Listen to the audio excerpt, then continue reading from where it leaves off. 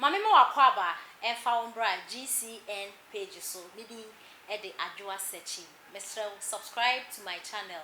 Fausa mi abe on so ube notification. Video bia ube bi ahwe. Owura Haruna Amaliba na okase na oka NDC communication team members no ho. Na nesema okan na ne se NDC for mo afom ho adwen. Omo afom ho adwen da. Na se nyame eyen yado. Na se Yesu amba na etiase. Na 2024 year dey eni ya eba beto aben. Se Ghana fu na atiase. Na se beto abadia. Ene na NDC for mo afom ho adwen. No mo ho adwen mo afa ne se eye yi boss Madam Jean Mensah no enya de omo bepe no. Omo be try omo we se means bia se omo emana Madam Jean Mensah she say onye yi boss e wo 2024 by hook or crook bia no ese se omo bomo no mu yi Madam lefi ho because 2020 about na yeto no or the so omo ani and this for say Madam Jean Mensah anya de wa bomo abro papa because Ghana ha no obia bia dance say 2020 abana yeto no e your man penny that His Excellency John Dramani Mahama eno winning in the maba ena aba no eda ho clear na mo de ama His Excellency na nado danko ekufuado na eno mo de asem ne so call court and this for so mo winning mo ko do court mo sa aba na apai nti no Supreme Court emma kwan na Madam Jean Mensah en conduct election ne foforo na ina Ghana fu say conduct ke yan to ababi o sese yan san so kwasala into abanya de be yadaje o ye nya daje nkoto because NDC fo won na mo declare mo hu winner ene na no friend say 7th December and the press conferences are hold your course for Ghana yasan petwa NDC fo mo ye press conference no mo ye omo se mo ken na ne se aba no omo no mo wini enti ne say yesi boss e wi media ene na omo followers ntinsi abonten enye demonstration ene nsem course for Ghana ha no na de mo ko do course omo anotwom ene hunzem na de na no ya 4th March ena Supreme Court omo final judgment ba out say omampani His Excellency ento ana membuso NDC for so omo ntiase na no ena honorable Haruna etrese Owura Haruna etrese one day say Supreme Court no akasa omo ni asem bia kan omo nji ntum kra omo ni choice bia the only choice omo wan is on by accept no man in 2024 year birthday and this for more from one say Madam Jean Mensah pa no that's ye boss dia and omo ntiase e kwa bi on be fa so Madam Jean Mensah ebe fi power no and as any position be finish no on be fa so na do fi enti nsema Owura Haruna Amaliba e de etudwa thing was well orchestrated from the one. Because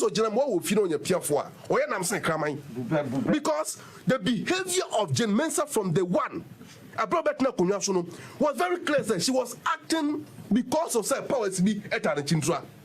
So she treated NDC with an ultra disdain. The court has given a ruling.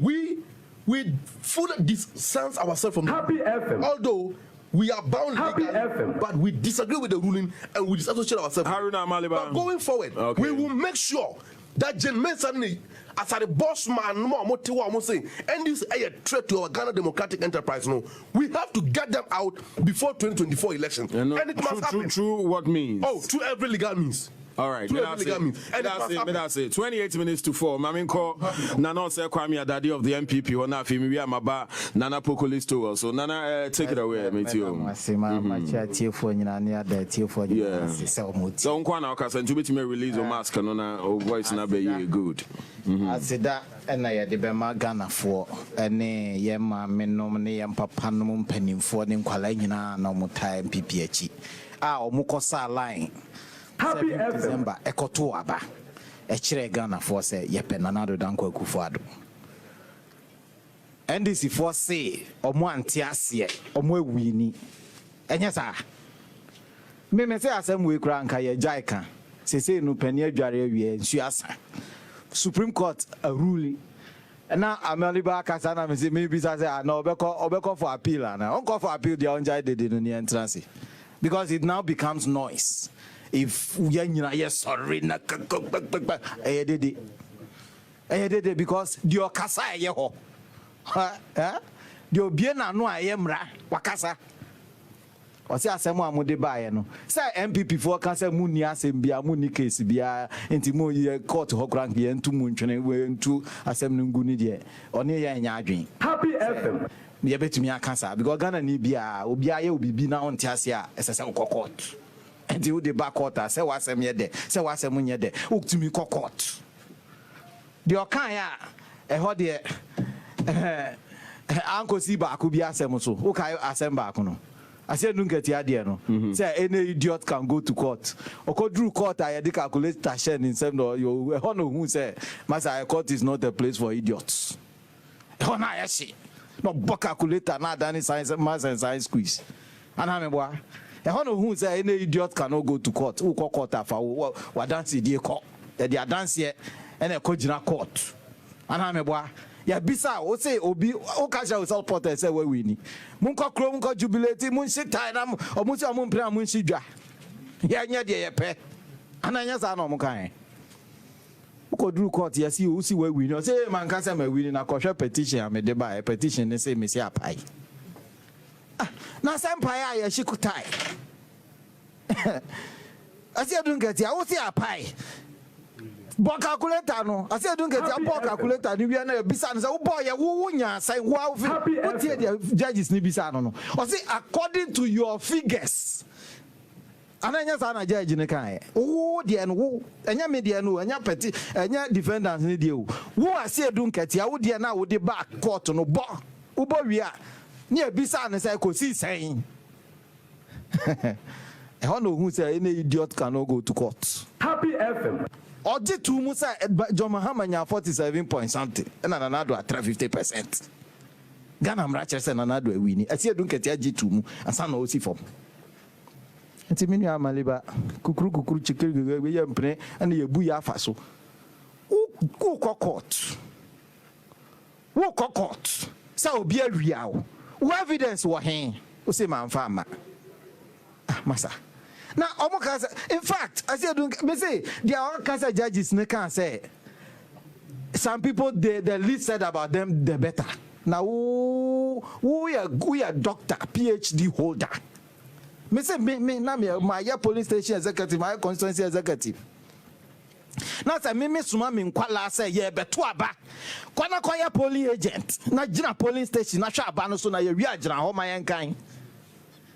Na oba na ye wie ya to aba na wie na ye be kan no na wo police agent na asesa ne niama na wa free ho wo eba ne say wo si NDC ni na me call say me koye no watchman no ana isi ni na me suro say bia obetumi abu mi afa so nti na ye say wo kodi watchman na adwane free ho say de okowen no wasoma no na wo ye PhD holder say been preduasa pesa white ya dan for ya madam for menene onye madam for say intimate but my encounter on several occasions in boys ni be so there are certain things I can't say but me say been preduasa wo minua udi ni kura yo minua kwabna wa suma obi say on konkowen ade ma o onim sika dodo e call election mu final stage a strong room ho final say Jean Mensah or better form so be konanim finals of the finals a strong room ho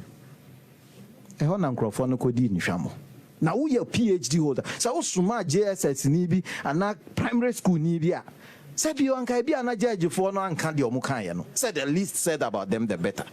Because ma kwala bia sabin previous and the cost no on shadan tiase Roger say for the past saying how many years our strong room from 1992 be pimne Roger the strong room ho aba that thing they should so be na come on sa adwene na nipa na di wo mo atem papa and let me tell you I said the judges na can ye wie wo a wonti ase compare review on per review akamano tum but the make say ya kwa ya ba ya ko chini nyina ya keka nsam nyina esi ani menua enti wo se wo akwa akotena ho ama de besi anya esi awie no rojo abato no koso a ye send figures iba no na rojo 3 hours not Charlotte say office numti Tinu kura wasan so say biscuit and count. na wo suma akwala o wa